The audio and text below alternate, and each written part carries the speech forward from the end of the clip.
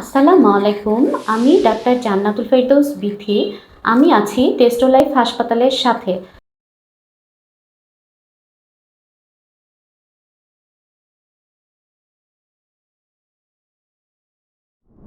আজ আমি আপনাদের বলবো প্রেগনেন্সিতে উচ্চ রক্তচাপ সম্পর্কে।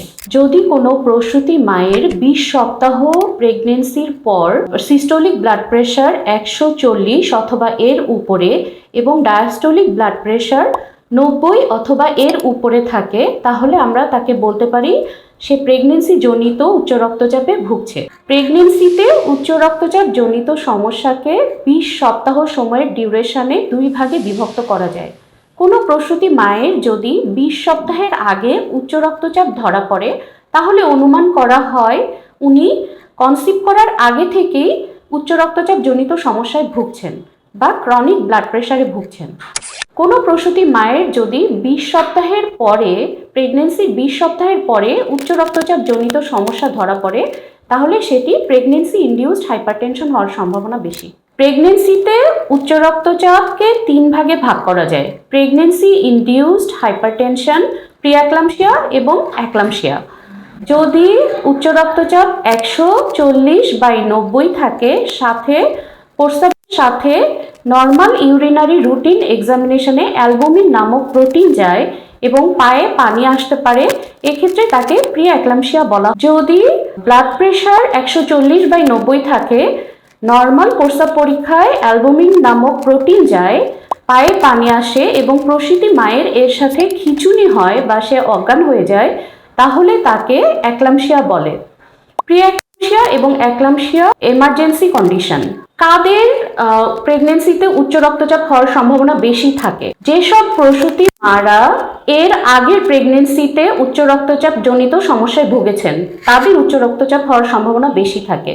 যাদের টুইন প্রেগনেন্সি, মানে যাদের পেটে যমজ বাচ্চা আছে, তাদের উচ্চ রক্তচাপ হওয়ার সম্ভাবনা থাকে।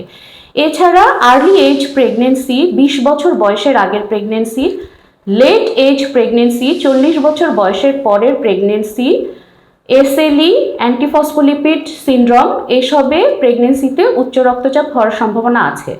এছাড়া মা যদি আগে থেকে উচ্চ রক্তচাপ বা কোনো রকম হার্টের সমস্যায় ভুগে থাকেন বা কোনো রকম কিডনি জনিত সমস্যায় ভুগে থাকেন, তাহলে সেক্ষেত্রে উচ্চ রক্তচাপ জনিত সমস্যা হতে পারে। একজন প্রসূতি মা কখন বুঝবেন যে উনি উচ্চ রক্তচাপ জনিত সমস্যায় ভুগছেন?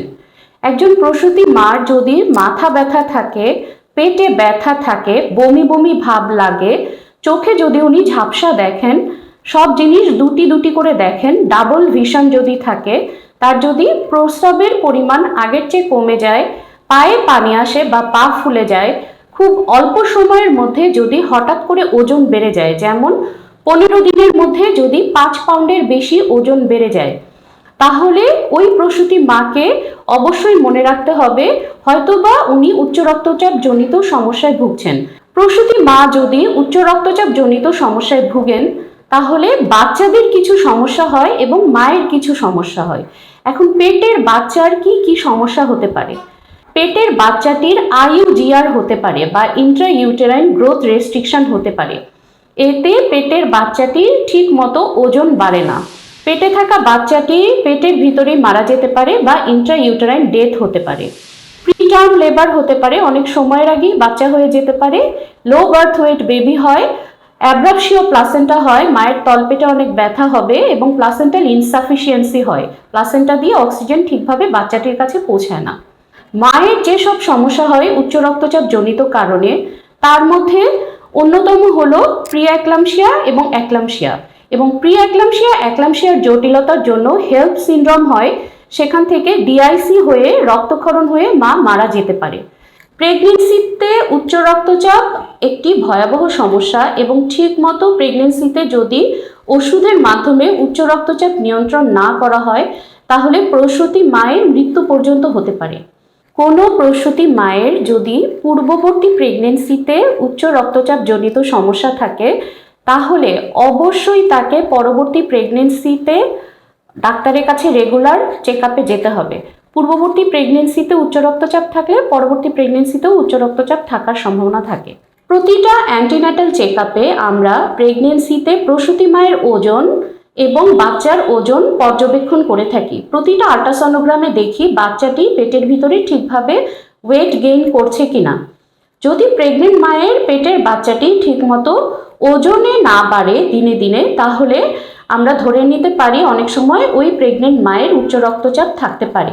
প্রেগনেন্ট মায়ের পায়ের পাতায় যদি পানি আসে, তাহলে আমরা অ্যান্টিনাটাল কেয়ারের সময় ইউরিনারি রুটিন এক্সামিনেশন করতে দিই। প্রস্রাব পরীক্ষায় রুটিন এক্সামিনেশনে যদি অ্যালবুমিন নামক প্রোটিন আসে, তাহলে ডাক্তার ধরে নেন যে এক্ষেত্রে প্রিএক্লাম্পসিয়ার সম্ভাবনা থাকতে পারে। নিয়মিত ওষুধ সেবনের মাধ্যমে উচ্চ রক্তচাপ কন্ট্রোল করলে বাচ্চা এবং মা উভয়ের জটিলতাগুলো পরিহার করা সম্ভব। ধন্যবাদ।